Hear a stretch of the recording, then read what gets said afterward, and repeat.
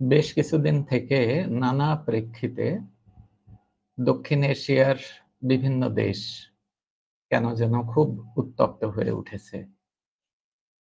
এটা যেমন অভ্যন্তরীণ ক্ষেত্রে হচ্ছে, ঠিক তেমনি পারস্পরিক সম্পর্কের ক্ষেত্রেও এক ধরনের টানাপোড়েন বা অস্থিরতা লক্ষ্য করা যাচ্ছে।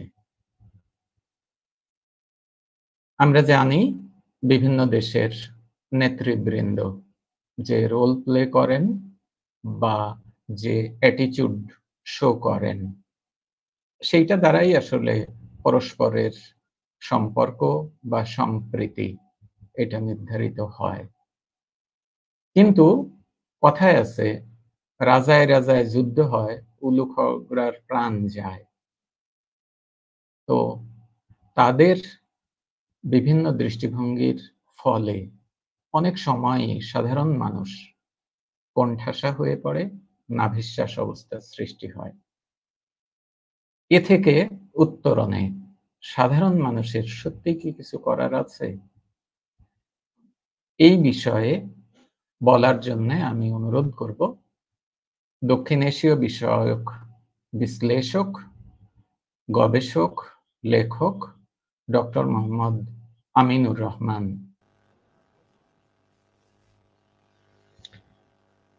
ধন্যবাদ প্রফেসর আব্দুল হামিদ, আবার এরকম একটা বিষয়ের অবতারণা করার জন্য।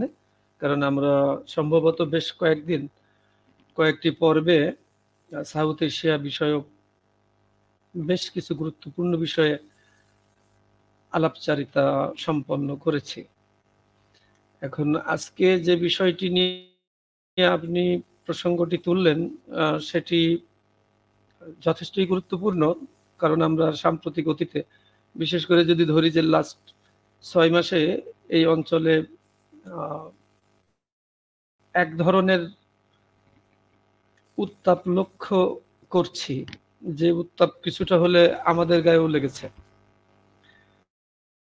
তো যেহেতু বিষয়টি আমরাও দক্ষিণ এশিয়ার নাগরিক, তো বিষয়টি আমাদের কাছে খুব এড়িয়ে চলার মতো নেই বলে আমার মনে হয়।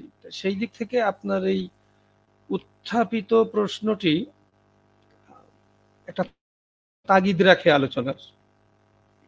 হ্যাঁ, আপনার মতো আমারও মনে হয়েছে যেখানে আপনি যে একটা আমাদের সেই প্রবাদ এখানে রিসাইট করলেন যে রাজায় রাজায় যুদ্ধ হয়, আসলে কষ্ট পায় প্রজা, এ কথাটি সভ্যতার এতটা সময় পার হয়ে এসেও এখনো আমাদের জন্য কষ্টকর এই অর্থে যে আমরা অতীতে একবার আলোচনায় আমি আপনি বলেছিলাম যে নেতা এবং সাধারণ মানুষ, জনতা বলতে যাদেরকে আমরা বুঝি, যে তাদের মধ্যে এক ধরনের গ্যাপ আমরা সবসময় লক্ষ্য করি। কারণ নেতারা অনেকটাই সেই রাজকীয় ট্র্যাডিশন থেকে বের হতে পারেন নাই। মনে হচ্ছে যেন আমরা মধ্যযুগে বাস করছি। অর্থাৎ এক নেতা বা একাধিক নেতা তারা কি করবেন সে বিষয়ে ভোটের পর সমস্ত দায়িত্ব জনগণ তাদের কাছে দিয়ে দিয়েছে, ব্যাপারটি এমন। এটি আরো দুঃখজনক এই কারণে যে অধিকাংশ পার্টিরই ভোট করবার আগে আপনি যদি দেখেন যে তাদের ভোট চাওয়ার ক্ষেত্রে যে ধরনের বিষয়াদি জনগণের কাছে তারা উত্থাপন করেন, তারা দায়িত্বে আসার পরে যখন সেই সব বিষয়ের বাইরেও অত্যন্ত গুরুত্বপূর্ণ কোনো বিষয়ে দ্বিরাষ্ট্রিক বা ত্রিরাষ্ট্রিক বা বহুরাষ্ট্রিক তারা যখন কোনো ডিসিশন নেন, দেখা যাবে তারা আর জনগণের কাছে যান না বা সেই বিষয়ে কোনো ফোরামই আলোচনা করতে চান না।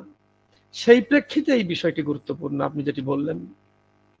এবং আমি মনে হয় যে আপনাকে আবার একটু বলার সুযোগ দেই যে এতে সন্দেহ নেই এই মুহূর্তে সাউথ এশিয়া বা সার্ক রিজিয়ন, এখানে যেসব কান্ট্রি রয়েছে তাদের মধ্যে একটি উত্তাপ লক্ষ্য করা যাচ্ছে এবং সেটা অনাস্থা, পরস্পরের প্রতি বিশ্বাসহীনতা, এসবকে কেন্দ্র করে। জি জনাব হামিদ স্যার। না, আপনি যথার্থই বলেছেন যে আমাদের পারস্পরিক অর্থাৎ প্রতিবেশী রাষ্ট্র বা আঞ্চলিক রাষ্ট্রসমূহের জনগণের মধ্যে যে ধরনের মৈত্রী বা আন্তরিকতা, সম্প্রীতি ডেভেলপ হওয়া দরকার ছিল, সামহাও বিষয়গুলো কেন জানি অনেক বেশি উপরের পর্যায়ে চলে গেছে। অর্থাৎ সাধারণ মানুষের সাথে মানুষের সম্প্রীতি বৃদ্ধির দৃশ্যমান কোনো উদ্যোগ বা কার্যকর কোনো পদক্ষেপ সাধারণত নেওয়া হয় না। তারা নেতৃত্ব পর্যায়ের ব্যক্তিরা এক্সচেঞ্জ করেন, অথবা তাদের বিশেষ পছন্দের অনুগত কিছু সংখ্যক ব্যক্তি বিভিন্ন ভিজিটে যান। এতে হয় কি যে মানুষে মানুষে সম্পর্ক সৃষ্টির যে সুযোগ, এইটা আর পাওয়া যায় না সাধারণত। তো এক্ষেত্রে আমি আপনার কাছে একটু জানতে চাই যে আসলে কি এই জনতার আন্তরিকতা বা পারস্পরিক সম্পর্ক এইটা খুব ভ্যালু বা গুরুত্ব রাখে? আমি একটা আপনাকে বিষয় কখনো কখনো তো ব্যক্তি অভিজ্ঞতা সমষ্টির জন্য কিন্তু দেখা যাবে একটা চিত্র দিতে পারে, কিংবা সেটা একটা পজিটিভ ইনফরমেশন হয়ে আসতে পারে ব্যক্তি অভিজ্ঞতা। জি। আর একটা রিসার্চের কথাই বলি, সাম্প্রতিক অতীতে, যেটা আপনার কিছুটা জানা, যে কোনো একটি স্টাডি এই মুহূর্তে আমার প্রেসে আছে, যেটি বাংলাদেশের সীমান্তবর্তী কোনো একটি গ্রামের উপরে করা হয়েছে। তা আমরা একটা তথ্য নিতে চেয়েছিলাম যে আসলে এই গ্রামে ভারতীয় মেয়ে বধূ হয়ে এসেছেন কতজন, এবং এই গ্রাম থেকে কতটি মেয়ের ইন্ডিয়াতে বিয়ে হয়েছে।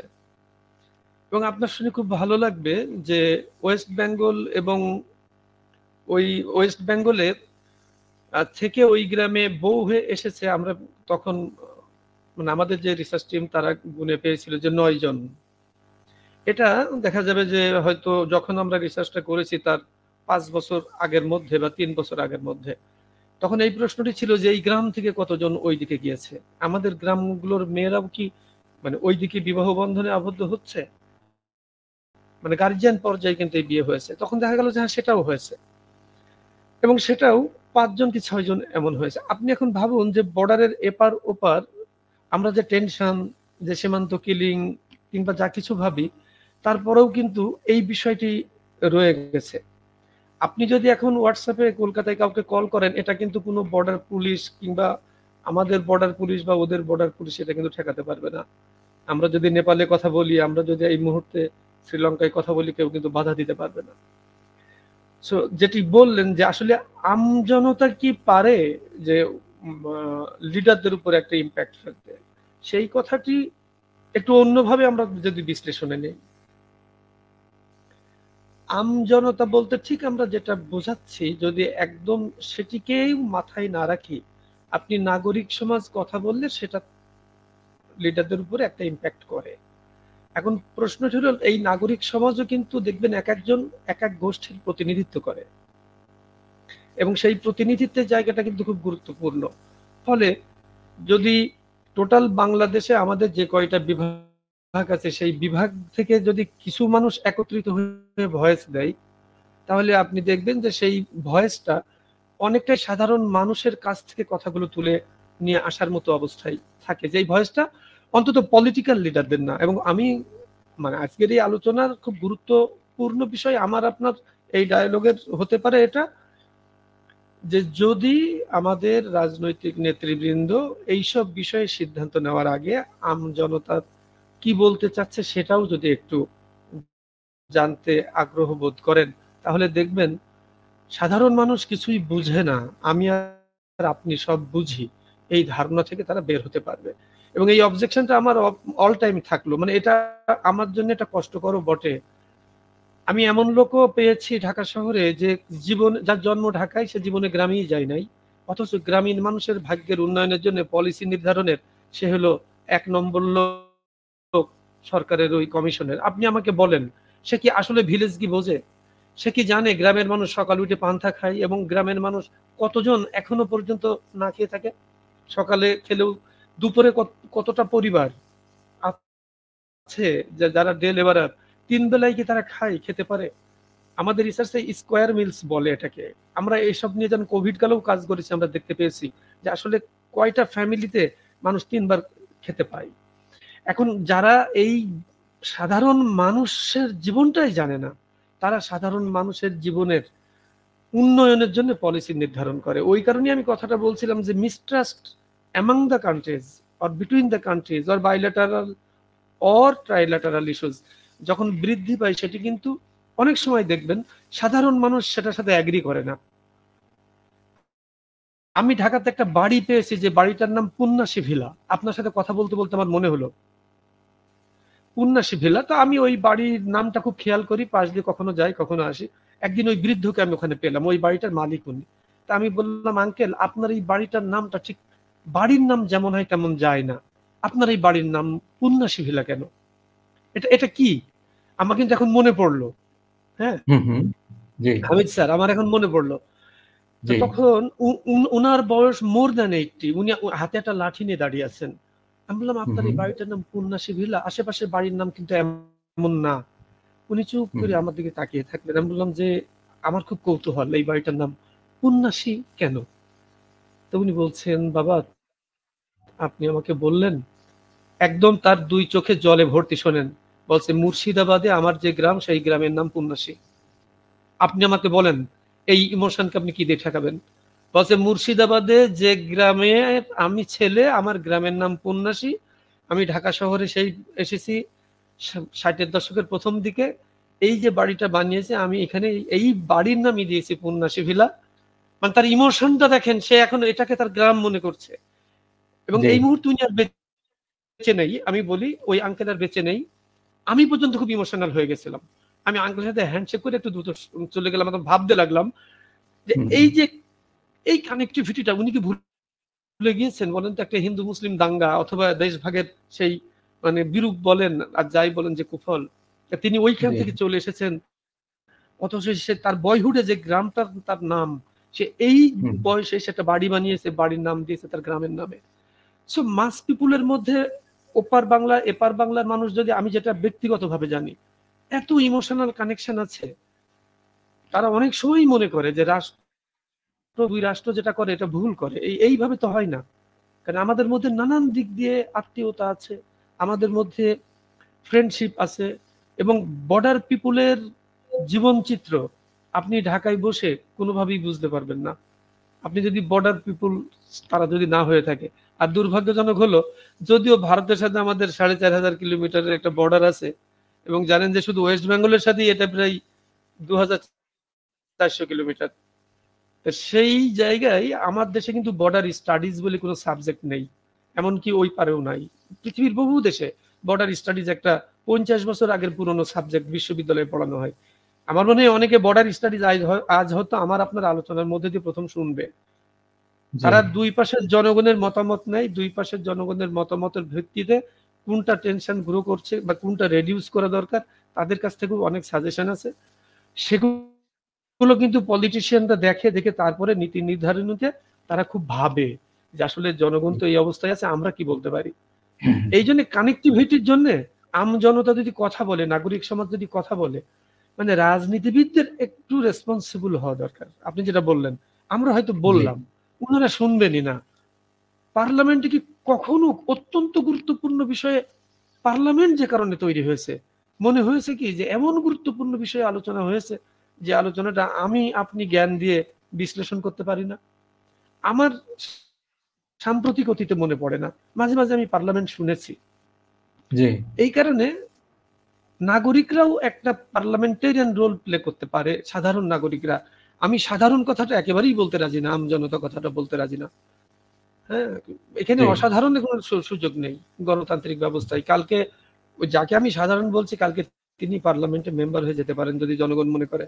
তা সেই অর্থে ইম্প্যাক্ট একটা পড়তে পারে, কিন্তু সেটি নির্ভর করছে, সেটা কিন্তু দুই পক্ষের উপরে। এখন তারা শুনুক বা না শুনুক, সাধারণ জনগণ যেটা আকাঙ্ক্ষা পোষণ করেন, আমি গতকাল কলকাতাতে যার সাথে কথা বলেছি যে আচ্ছা আপনারা কি মনে করছেন, ইভেন আমার আপনার ডায়ালগ দিয়ে যে আমি কি ভুল বলছি নাকি আমরা, তা বলছেন না দাদা একদম খুব ঠিকই বলছেন। আমি বললাম যে আমরা যদি ট্রায়ালগ করি বা আরো অনেক লোককে যুক্ত করি, আপনাদের ওয়েস্ট বেঙ্গল এবং বাংলাদেশের অংশ নিতে আপত্তি আছে? বলছেন না, আপত্তি নেই।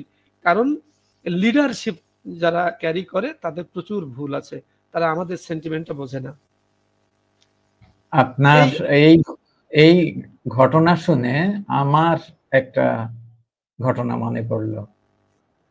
সেটা হচ্ছে কয়েক বছর আগে গৌহাটি বিশ্ববিদ্যালয়ের একজন প্রফেসর এসেছিলেন আমাদের এখানে একটা কাজে। তো আসার পরে প্রোগ্রাম শেষ, উনি আমাকে পার্সোনালি ডেকে বলছেন যে আচ্ছা আমার কয়েক কপি সংবাদ পত্রিকা দরকার। এটা কোথায় কোথায় পাবো বলেন তো? আমি একটু অবাক হলাম যে উনি ওই শিলচর বা এই অঞ্চলের মানুষ, তো ওনার কেন সংবাদ পত্রিকা দরকার? আমি বললাম যে এখন আসলে হকারদের কাছেও অনেক সময় থাকে না, ফলে এটা আপনাকে পেতে হলে পত্রিকার ডিস্ট্রিবিউটর যারা আছে শহরে অথবা রেল স্টেশনে, ওখানে গেলে পাওয়া যাবে। আমি বললাম যে কিন্তু পুরনো কপি পাওয়া যেতে পারে। তো বললো হ্যাঁ সেটা হলেই হবে। তো ওনাকে সাথে নিয়ে রওনা দিলাম। বিষয়টা আমার কাছে খুব ইন্টারেস্টিং লাগলো, ফলে আমি জিজ্ঞাসা করলাম যে এই পুরনো নিউজ পেপারের কপি আপনার কেন দরকার? উনি তখন বললেন যে আমি বাংলাদেশে আসছি শুনে আমার এক হাই স্কুলের টিচার উনি বলেছেন যে বাবা তুমি আসার সময় আমার জন্য কয়েক কপি ইত্তেফাক আর সংবাদ পত্রিকা নিয়ে আসবে। আচ্ছা, দুর্দান্ত আবদার। হ্যাঁ, কারণ হচ্ছে উনি 60-এর দশকে ঢাকা বিশ্ববিদ্যালয়ের ছাত্র ছিলেন এবং তখন সংবাদ একটা শীর্ষস্থানীয় সংবাদপত্র ছিল। উনি বাম রাজনীতি করতেন।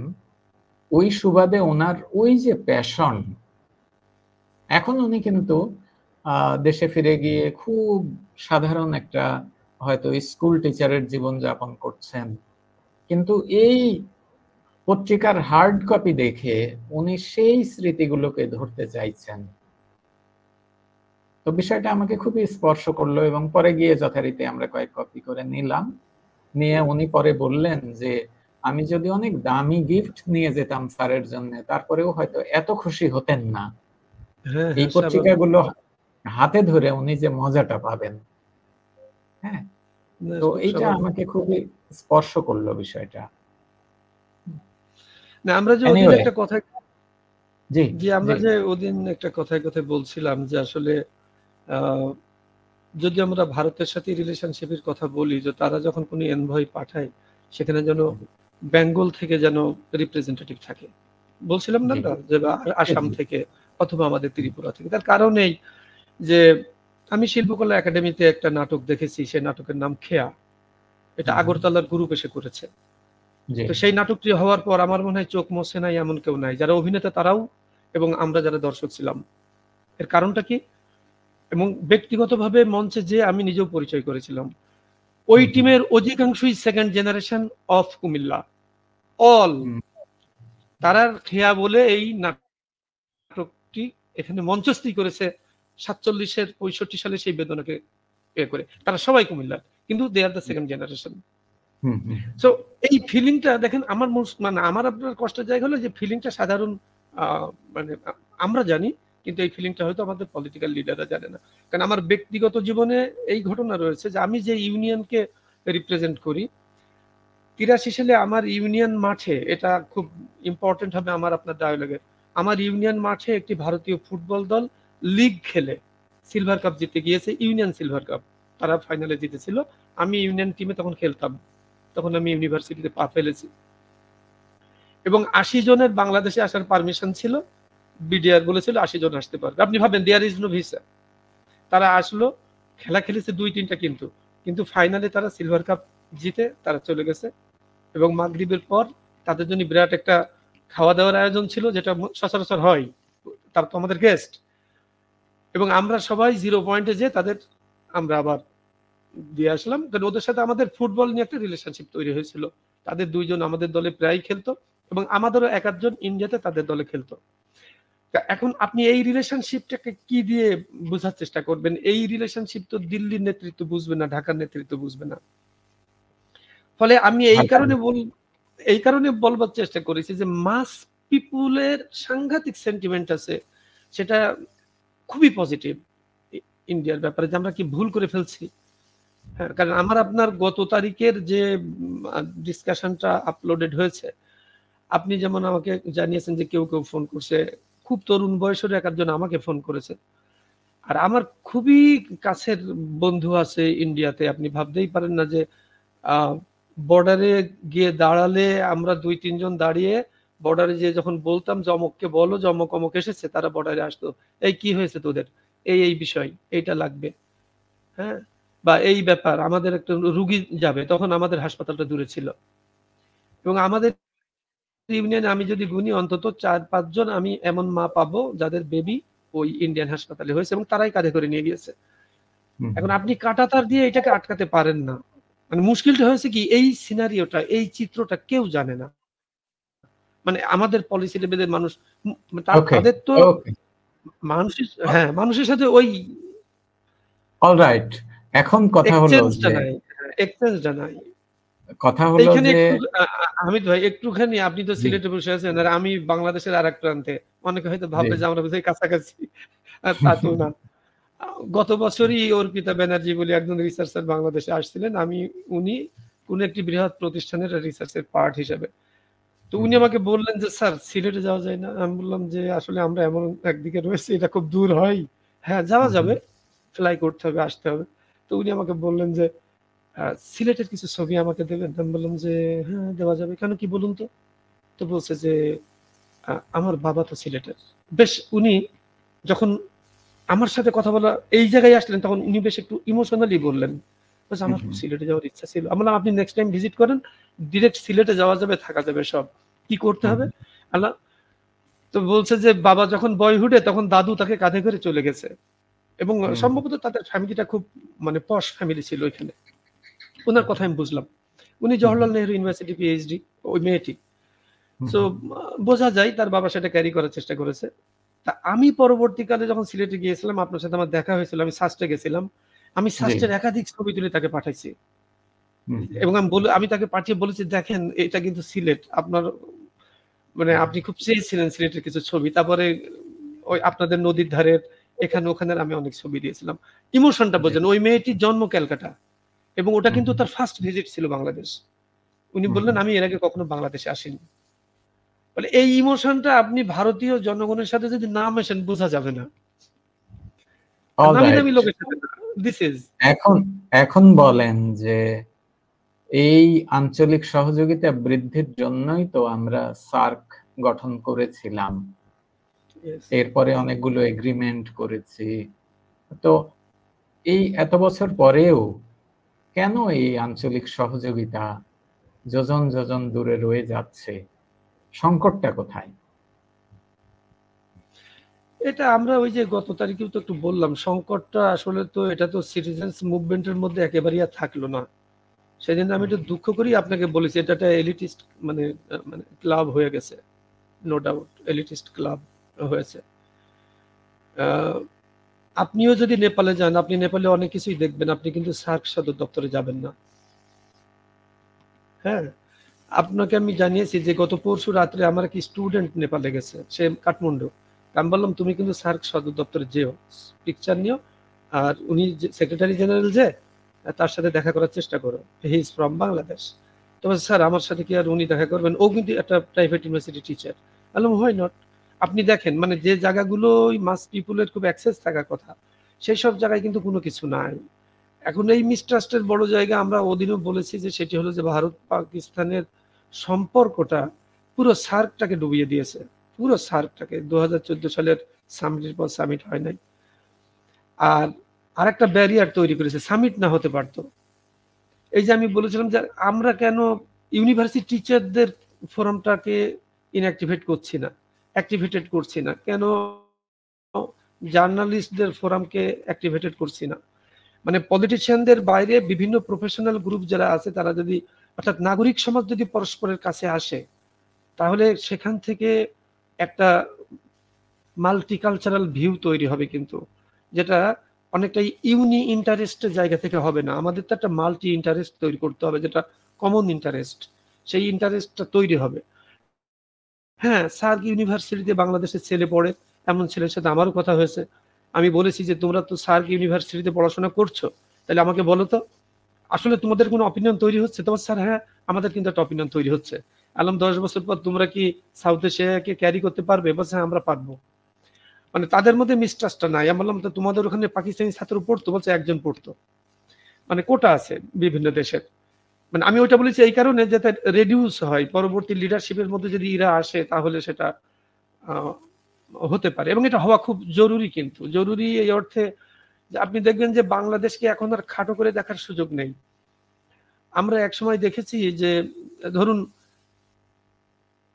ইন্ডিয়া ডিজিটালাইজড হয়েছে বেশ আগে, আমরা যেটাকে ওদের ভেলোর কেন্দ্রিক যে ব্যাঙ্গালোর কেন্দ্রিক যে ঘটনাটি ঘটেছিল, তারপরে ওদের ভেলোর কেন্দ্রিক যে ট্রিটমেন্ট সিস্টেমটা ডেভেলপ হয়েছিল, টাটা ওদের দেখা যাবে যে মুম্বাই কেন্দ্রিক যে ক্যান্সার ট্রিটমেন্টটা করতে পেরেছে, এর ফলে এত বাংলাদেশি ওইখানে ইনভলভ হয়ে গেছে। তারপরে আমরা কিন্তু এখন আপনি খেয়াল করুন যে আমাদের রেমিটেন্সের বড় একটা অংশ ছিল ডিউরিং কোভিড, যে আমরা আমাদের ইয়ুথরা কিন্তু রেমিটেন্স এনেছিল, এটা মানে ফ্রিল্যান্সিং এর মধ্য দিয়ে ব্যাপক। ফলে বাংলাদেশ কিন্তু ফ্রিল্যান্সিং এ যে খুব চুপিসারে, আমরা তেমন জাতীয়ভাবে জানতাম না, যখন আমরা দেখলাম যে আমাদের ফ্রিল্যান্সিং থেকে রেমিটেন্স এসছে এই পরিমাণ ডলার, তখন আমরা অনেকেই চমকে গিয়েছি, তাহলে আমাদের ছেলেমেয়েরা এতটা ইনভলভ। মানে এই জায়গায় আমাদেরও একটা এক্সপার্টাইজ ডেভেলপ হয়েছে। এবং ইদানিংকালে আপনি দেখবেন যে আমরা মেডিকেলেও অনেকটা ভালো করেছি। এবং একটা ভালো খবর আপনি জানেন, আমিও জানি, সেটা বলি যে বাংলাদেশে more than 10,000 south Asian medical student বাংলাদেশে পড়ে। More than 10,000 India, Nepal, Sri Lanka, এমনকি মালদ্বীপ থেকেও এখানে পড়াশোনা করে। তো তারা যখন ওই সব দেশে যাবে, আমি মনে করি যে তারা তো এক ধরনের, যেটাকে আমরা গুডউইল অ্যাম্বাসেডর বলি, তারা সেই অ্যাম্বাসেডর হিসেবে কাজ করবে। এবং আমার মনে হয় এই মিস্ট্রাস্টের জায়গা, এটা বন্ডেজ ক্রিয়েট করতে বিরাট ভূমিকা রাখে। এবং আগামী আপনি দেখবেন 5 বছর পরেই, এবং আমি একটা প্রতিষ্ঠানকে জানি চিনি যাদের নেপালের একাধিক ছাত্রছাত্রী রয়েছে এবং তারা নেপালে অ্যালামনাই করার চিন্তা করছে। আপনি ভাবেন কাঠমান্ডুতে যে তাদের মেডিকেলের, তো তারা এখান থেকে চলে গেলেও they are the harbinger of in favour of my country, they are the goodwill ambassador. তো আমাদের ছেলেমেয়ে যখন ইন্ডিয়া, এই ক্ষেত্রে আমি একটা তথ্য বলি, আমি ভুলে যাব, সেটা হচ্ছে সার্বিয়া এবং ক্রোয়েশিয়া, তাদের যে যুদ্ধ চলছিল, হ্যাঁ সার্বিয়া ক্রোয়েশিয়ার যে যুদ্ধ চলছিল, ঘটনাক্রমে তারা দুজনই একই প্রোগ্রামের স্কলার ছিল, মানে ফুলব্রাইট স্কলার মোস্ট প্রবাবলি দুজনই। তো তারা ক্লাসমেট ছিল, পরবর্তীকালে দুই দেশের কি পলিসি মেকিং রোল প্লেয়ার হয়ে গেছে। হ্যাঁ, এবং এই যুদ্ধবিরতিতে এই দুইজনের ফ্রেন্ডশিপ বিরাট ভূমিকা রেখেছিল। খুবই স্বাভাবিক।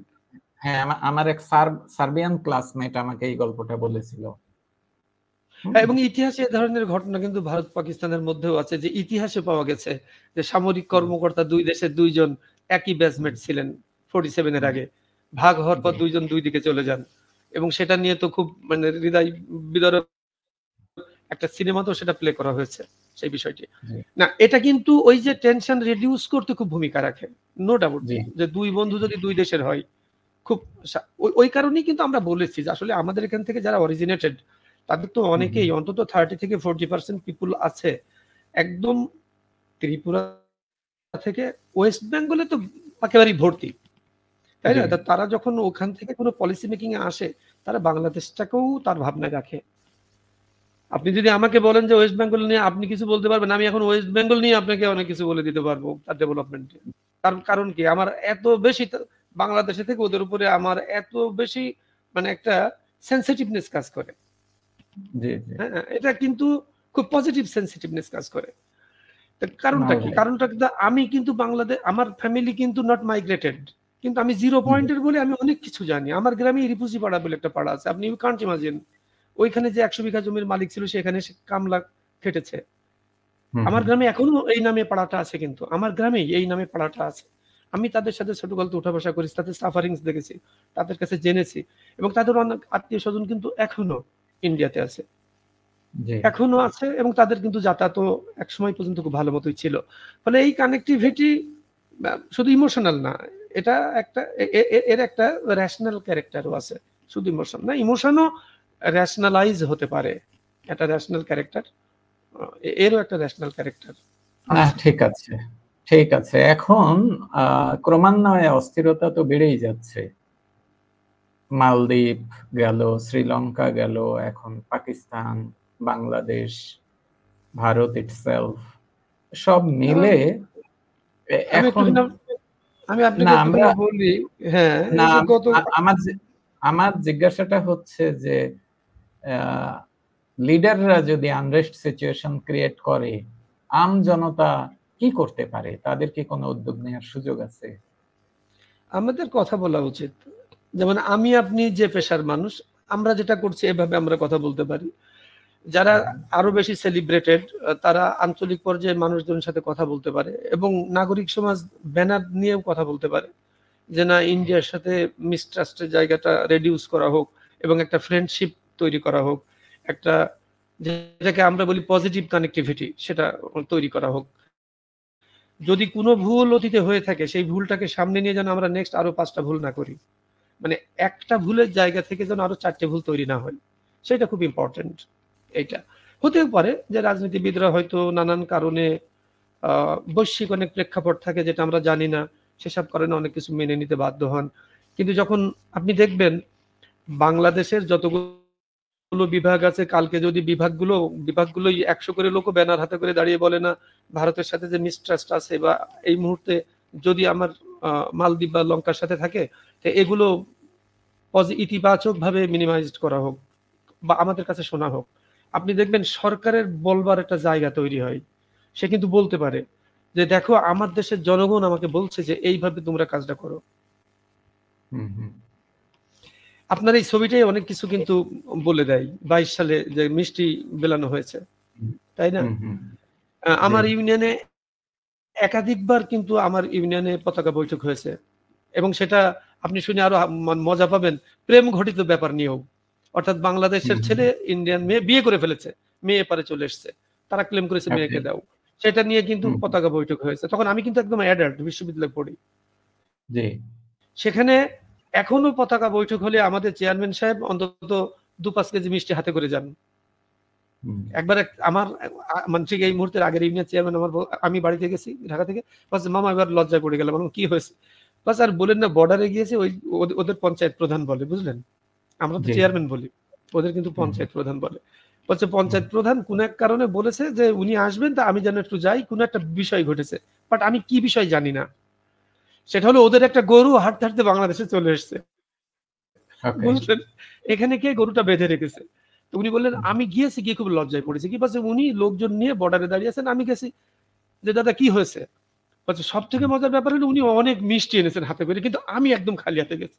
বলছে এমন লজ্জায় পড়েছি। বললাম জায়গাটা কিন্তু উনার ইউনিয়ন পরিষদের একদম খুব নিকটে, মানে 0 পয়েন্টটা, মানে ওনার যে ইউনিয়ন পরিষদের যে বিল্ডিং। তা আমি বললাম মামা ঘটনা তো উল্টো ঘটে, আমরাই মিষ্টি বেশি নিয়ে যাই। আমি খুবই লজ্জায় পড়েছি। দেখেন আপনি, এবং আমার ওই চেয়ারম্যান কিন্তু ইন্ডিয়ান পিপুল, মানে উনি কিন্তু ফ্রম, মানে ওনার পূর্বপুরুষ মাইগ্রেটেড করা ছিল। এখন আপনি দেখেন এই ঘটনাটি যদি আমি আপনি এই ডিসকাশনে না বলতাম, কেউই জানে না। আমি ওই জন্য বর্ডার বেল্ট নিয়ে বেশ একটা লম্বা প্রায় 7-8 বছর ধরে এটা রিসার্চের কাজ করা হয়েছে, যেটা আপনি জানেন যে ওইখানে ওই বইয়ের একটা চ্যাপ্টারই আছে যে দুই বাংলার মধ্যে সম্পর্ক নিয়ে, যে এইখানে শুধু স্মাগলিং হয় না, এইখানে শুধু ওই যে এ গুলি করছে ও গুলি করছে এটা হয় না। এইখানে ওই যেমন বললাম যে শুধু আমার ইউনিয়নে যদি 2-4টে প্রেম থেকে থাকে, বাংলাদেশে 4000 কিলোমিটারে কত আছে ভাবেন। এই অশ্রু সজল বিষয়ও আছে যে আমাদের মেয়ে ওইখানে চলে গেছে, ওদের মেয়ে আমাদের এখানে চলে এসেছে, এবং দিস ইজ দ্য ট্রু। মানে সেই ফ্যামিলি, সেই ছেলেটি এখনো সংসার করছে ইন্ডিয়ান ওই মেয়েটিকে নিয়ে, এবং সেটা কিন্তু ক্রস রিলিজিয়াস। আমি আবার বলি আপনাকে, সেটা কিন্তু ক্রস রিলিজিয়াস।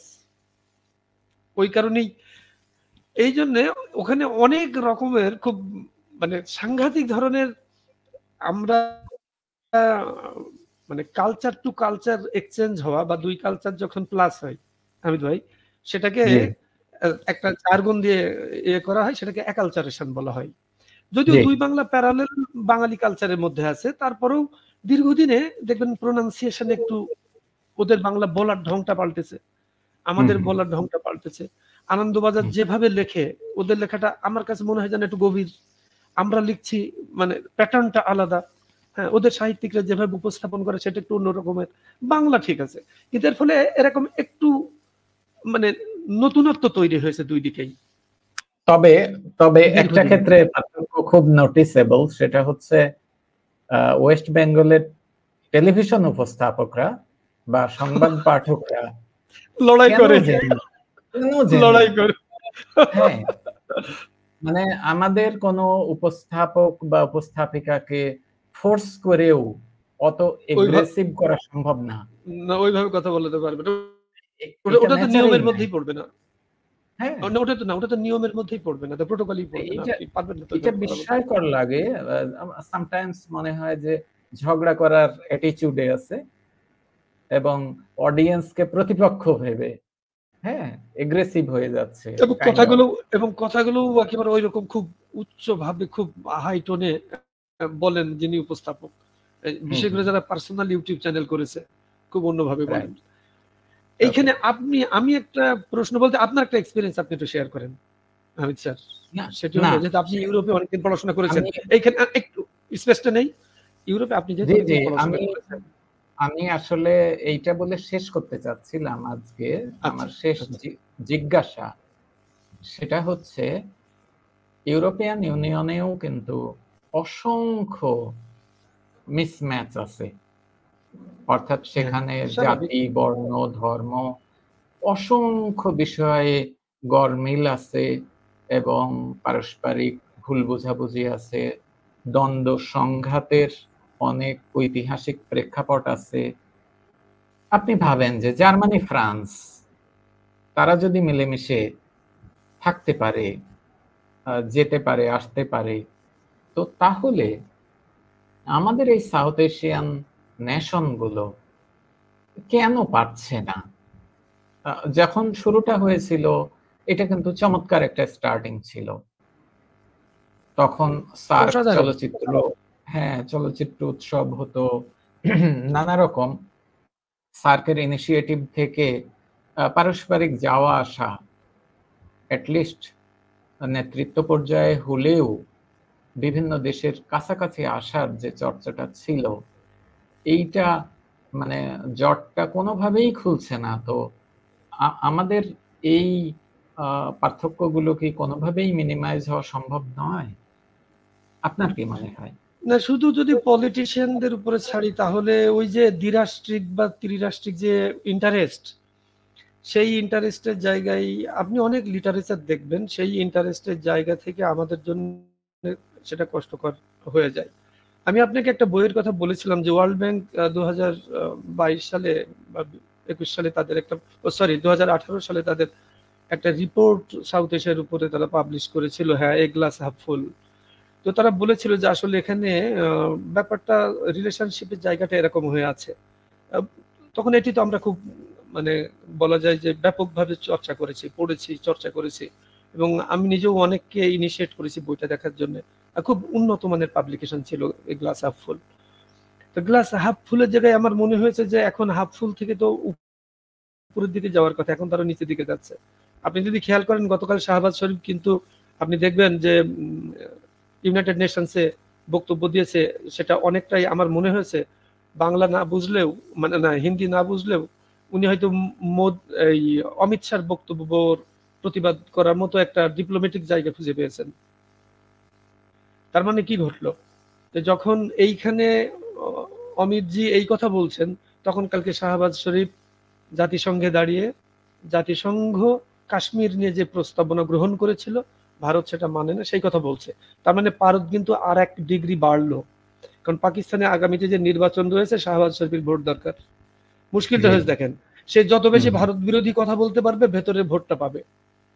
এবং আপনি খেয়াল করুন ইন্ডিয়ান নেতাদের অবস্থা ওই, তারা নেপালের বিরুদ্ধে খুব বলে না। নেপালে মানে ফেইথ বেসড মানে এখানে ফেইথ বেসড যে পলিটিক্সটা 90-এর দশক থেকে শুরু হয়েছে, যে চর্চাটা ইনসাইড ইন্ডিয়া এবং আমাদের এই এরিয়াতে ফেইথ বেসড যে politics, this is very bad. এই ফেইথ বেসড পলিটিক্স এসে পলিটিক্সের যে আপনার ডিনামিক্সটা আমাদের ছিল সেটা চেঞ্জ হয়ে গেছে বিফোর 90 এন্ড আফটার 90।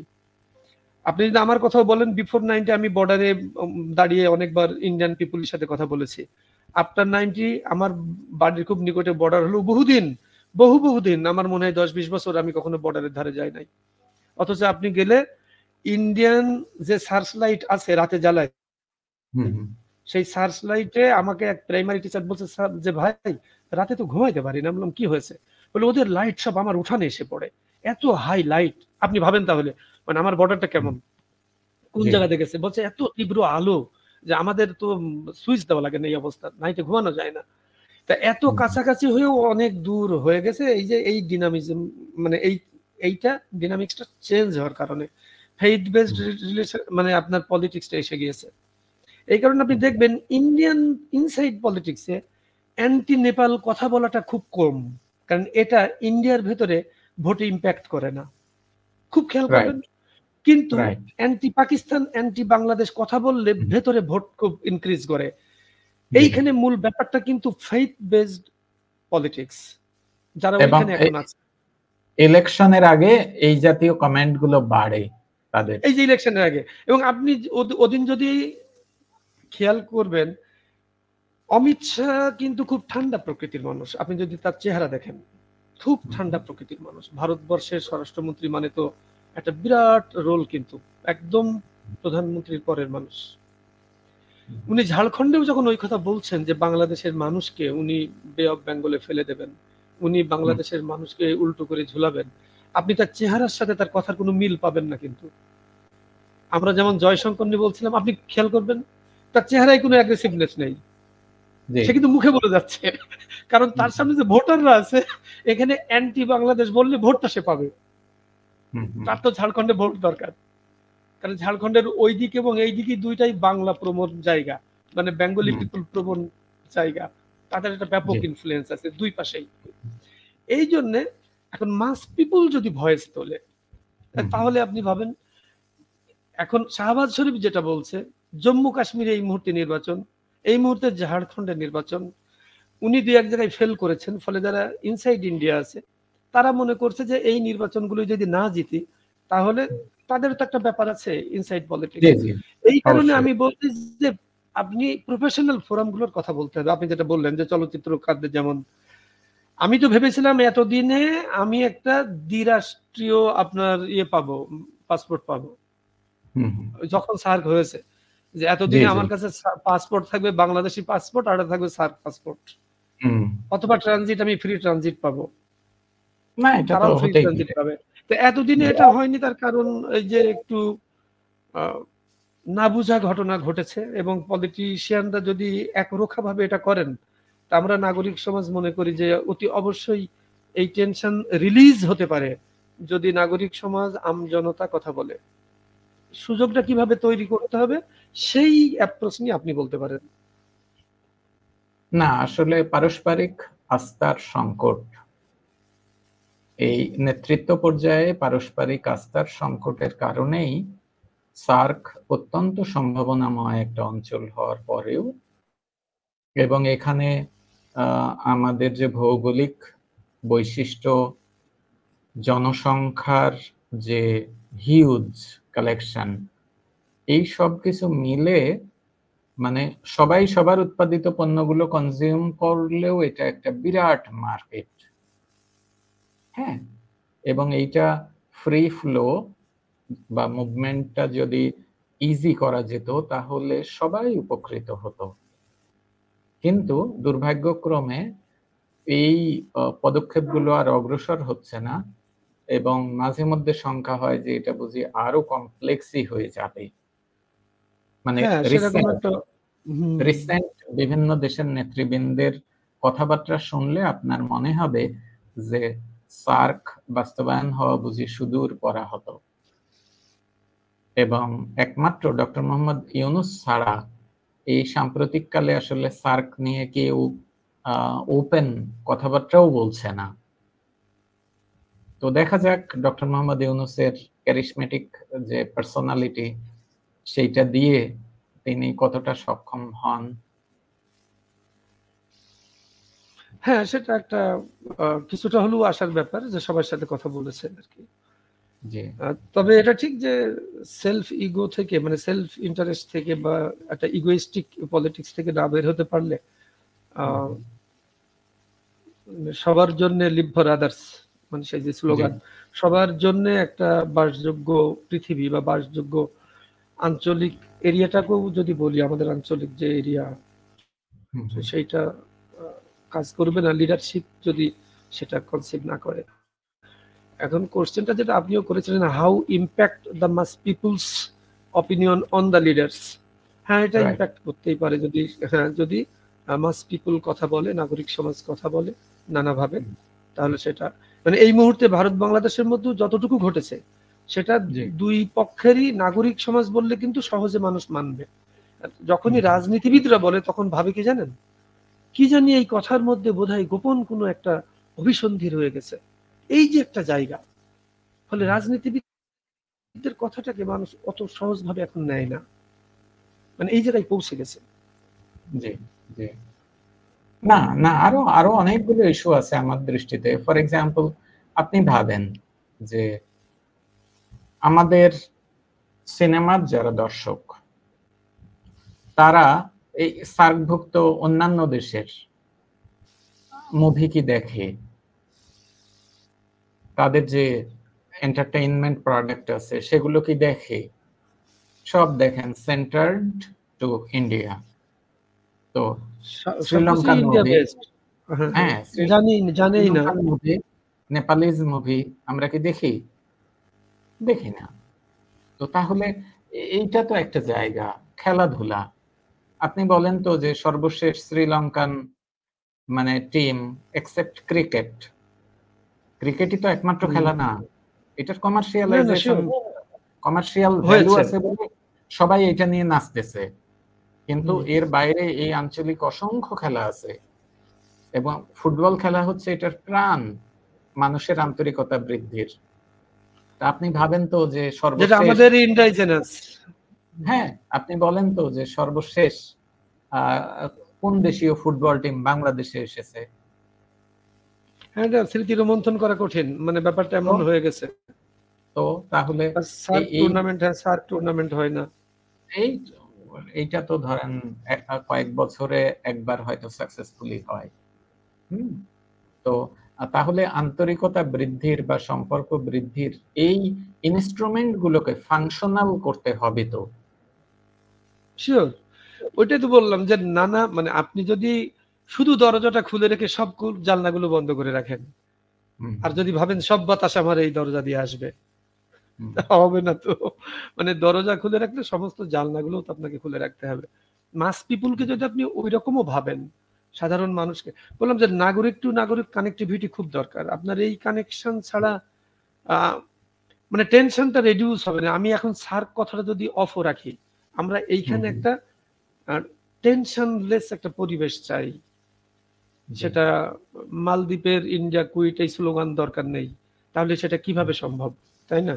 কিংবা দেশে নায়কে আসার পর আজকেও আমি ইন্ডিয়াতে একাধিক চ্যানেল দেখেছি দেশে নায়ক নিয়ে, তারা মানে তাদের এখন প্রাইম বা লিডিং নিউজ হলো দেশে নায়কে। কিন্তু শ্রীলঙ্কা তো কোনো এগ্রেসিভ অ্যাটিটিউড শো করছে না। না কিছু বলে নাই, দেশে নায়কেও কিছু বলে নাই। আমি নোটিস করলাম তো। না, কিন্তু প্রবলেমটা হয়েছে এই যে ইনসাইড ইন্ডিয়ার একটা মিডিয়া, আমি কি বলবো এটাকে, আপনি কি বলবেন, মিডিয়া পলিটিক্স বলবো, আমি আর সন্ত্রাস কথাটা বলি না, আমরা হয়তো এর আগে মিডিয়া, এটা একটা মিডিয়া পলিটিক্সে দাঁড়িয়ে গিয়েছে। তারা বলছে যে মোদী সরকার যেসব রাজনৈতিক দলকে নেইবার কান্ট্রিতে সমর্থন দিয়েছিল ইনক্লুডিং নেপাল, সেই সমস্ত রাজনৈতিক দলগুলো ভোটে পরাজিত হয়েছে। সর্বশেষ পেরেকটি ঠুকলো দেশে নায়কে। দেশানায়কে যার পার্লামেন্টে মাত্র 3টে সিট, আপনাকে তো বলেছি আমি, পার্লামেন্ট সে ভেঙে দিল, তার অনলি 3 সিট। সেই ছেলেটি খুব সিনিয়র রাজনৈতিক নেতা না কিন্তু উনি, তো উনি পুরো বামপন্থী একজন নেতা হয়ে এবং 53% ভোট পেয়েছে লঙ্কাতে। এটা অনেক অনেক বড় ব্যাপার লঙ্কাতে। তো উনি সেটাই এসেছেন। ওরা দেখছে এইভাবে যে তাদের ইনসাইড ইন্ডিয়ান গভর্নমেন্টের এটা তাদের একটা পরাজয়, যে গভর্নমেন্ট এখন দেশ চালাচ্ছে, কারণ তারা যাকেই সমর্থন দেয় ওই দেশের লোক তার বিরোধী নেতাকেই চয়েস করে। দেশানায়কে মূলত ওইভাবে উঠে এসেছে। ইন্ডিয়া যদি দেশানায়কে সমর্থন দিত কি হতো সেটা আলাদা। এখন এই পলিটিক্যাল প্যারাডাইমের বাইরে আপনার একটা সোশ্যাল যে সেটিংস আছে এবং কালচারাল যে সেটআপটা আছে সেইটা রিভাইভ হলে, এখন হু কন্ট্রোলস হোম, এই সোশ্যাল কালচারাল এই বিষয়টা রিভাইভ হলে থ্রু নাগরিক সমাজ, তাহলে হয়তো পলিটিক্যাল যে পাওয়ারটা ইনক্লুডিং মাই কান্ট্রি, সব কান্ট্রিতে তাদের সামনে তারা একটা চেক অ্যান্ড ব্যালেন্স দিতে পারে যে politics not outside of social and cultural issues. এটা শুধু আমার অর্থনৈতিক প্রবৃদ্ধি কত পার্সেন্ট হবে এটা তো জগৎকে ধ্বংস করে দিয়েছে। মানে পুঁজিবাদের এই এক লাইনে, বুঝলেন, পুঁজিবাদের এই এক লাইনে তো আপনার পৃথিবীকে ধ্বংস করে দিয়েছে। ওই যে মানে পুঁজিবাদে তো বলাই হয় where is god, god is inside bread. না আমি বিষয়টাকে অন্যভাবে একটু ব্যাখ্যা করি। সেটা হলো, আপনার মনে আছে যে রাশিয়ান কালচারাল সেন্টারের আমরা যে বইপত্র পেতাম, ছোটবেলা পড়তাম, মানে রাশিয়ার অ্যাটিটিউড ছিল সাহিত্য দিয়ে মানুষের মন জয় করা। রাশিয়ান যত বই সেখানে কিন্তু মানুষের মানে মননশীলতার বিকাশের প্রতি অ্যাটেনশন। হোয়ারাজ আপনি আমেরিকান বই নেন, এই বই খালি শেখাবে আপনি কিভাবে অনেক টাকার মালিক হবেন, ক্যারিয়ারে তরতর করে উপরে উঠবেন, আপনি মিলিয়নিয়ার হবেন, বিলিয়নিয়ার হবেন, মানে মাথার মধ্যে খালি এইটা ঢুকায়, মানে গাড়ি বাড়ি আর শাড়ি বলাই হয়। এই দুটোর পার্থক্য কিন্তু এইভাবে করি যে, ভালো বলেছেন, মানে আপনি খুব সূক্ষ্মভাবে ধরেছেন। আমেরিকান ডমিনেশন আমাদের প্রত্যেককে জেতাতে চাচ্ছে, কেউ এখানে হারতে রাজি না। তো সবাই তো জিতবে না, একটা খেলায় দুজনেই জিততে চাইলে সংঘর্ষ অনিবার্য এবং এর পরিণতি হবে বিচ্ছেদ, তাই না? ফাইনালি তাই হয়, কিন্তু থাকে না। হ্যাঁ, কিন্তু ফাইনালি অ্যালিয়েনেটেড হয়ে যায়। রাইট, কিন্তু যদি কম্প্রোমাইজ করতো তাহলে দুইজনেই উইনার হতে পারতো। ওই কোল্ড ওয়ার করে কি লাভ হলো? ওই যে আপনি প্রথম শুরু করেছেন যে সেন্টেন্সটা দিয়ে, যে রাজাই তো যুদ্ধ করলো, 2 রাজা কিন্তু মরে নাই, খেয়াল করেন, কিন্তু জীবন্ত যায় অসংখ্য সাধারণ মানুষের। বলাই হয় যে প্রোটেস্ট্যান্ট ইথিক্স এর মধ্যে হয়তো ওই রকম একটা স্পিরিট আছে। ম্যাক্স ওয়েবারের বিখ্যাত বই আছে, আপনি জানেন, the Protestant ethics and the spirit of capitalism. মানে মার্কসিস্ট ভিউ এর বাইরে দাঁড়িয়ে পৃথিবীর সবথেকে গুরুত্বপূর্ণ বই the Protestant ethics and the spirit of capitalism, Max ওয়েবারের। যে কিভাবে মানে আপনার ক্যাপিটালিজমের স্পিরিটটা কোথা থেকে এসছে, মানে ক্যাথলিক প্রোন দেশ থেকে ক্যাপিটালিজম আসে নাই, প্রোটেস্ট্যান্টরা যেসব দেশে বেশি ছিল। মানে এই যে রেশনাল একটা জনগোষ্ঠী, এ গ্রুপ অফ স্টুডেন্ট, ওরাই তো ইয়ত, ফলে শিক্ষকরা এই জায়গায় খুব বড় ভূমিকা রাখতে পারে আমি যদি শিক্ষকদের দিকে টার্গেট করি। আর সাংবাদিকরা এখন খুব পারে, কারণ হলো সাংবাদিকরা তো আপনি ইউটিউব আসার পরে, ফেসবুক আসার পরে তারা কিন্তু অনেক বড় মাস্টার, এবং যদি নৈতিকভাবে উনি সংবাদটা পরিবেশন করেন, উনি যদি কথাটি বলেন, যদি বিক্রি না হয়ে যায়, ফলে এই 2 গোষ্ঠী কাজ করলে সাধারণ মানুষের একটা ভয়েস তৈরি হবে।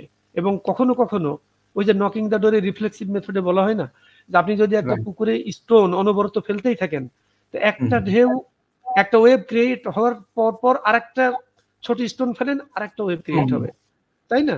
তাহলে পলিটিশিয়ানদের সামনে বারবার যদি এই বিষয় আসে, তারাও কিন্তু একসময় ভাববে যে আসলে জনগণ তো এভাবে বলছে, একবারে আমরা শব্দ শোনাতে যদি না চাপাই।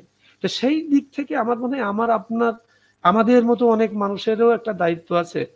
আমরা যেহেতু রাজনীতি বহির্ভূত মানুষ, কিন্তু কথা যতটা মানে রেশনাল করা যায়, যতটা ইমোশনলেস, যতটা ইন্টারেস্টলেস হয়ে কথাটা বলা যাবে, তো সেটি হয়তো নেশনের পক্ষে যাবে। আর যদি আমরা সাউথ এশিয়া নিয়ে যেটা আপনি বললেন যে সাউথ এশিয়ার টেনশন রেডিউসে এই মুহূর্তে তাদের ভূমিকাটা কে নেবে, আপনি বলেন তো সব রাজনৈতিক দলগুলোই যদি একে অপরের বিরুদ্ধে অভিযোগ করে, তাহলে তো এখন জাতিসংঘ ছাড়া কেউ নেই যে সাউথ এশিয়া এসে তাদের নিয়ে বসে আর বলে যে বাবা তোরা থাম। ব্যাপারটা এমন না। কিন্তু ইনসাইড যে পাওয়ারটা আমার আছে, যে সোশ্যাল পাওয়ার, যে কালচারাল পাওয়ার, সেটা দিয়ে কি করবেন? তারা কোথায় তাহলে? না, আমরা তো ঘরের বাইরে গিয়েও তর্কে লিপ্ত হয়ে যাচ্ছি, জাতিসংঘে গিয়েও তো তাই হলো, তাই না? মানে পরস্পরের অভিযোগ করলাম না, আমি বললাম যে শেষমেশ ব্যাপারটা এমন যে জাতিসংঘ নিজে এসে কথা না বলতে হয়, মানে দেখা যাবে যে ওদের আবার ডেলিগেশন টিম না পাঠাতে হয়, যে এদের নিয়ে বসো, দিল্লিতে বসো অথবা তুমি কাঠমান্ডুতে বসো, এরকম অনেক সময় ঘটেছে। না, ঠিক আছে, আমরা ইতিবাচক ভাবে ভাবি, ভবিষ্যতে ইনশাআল্লাহ ভালো কিছু হবে সেই প্রত্যাশা নিয়ে আজকের মতো শেষ করি। Thank you very much. Thank you.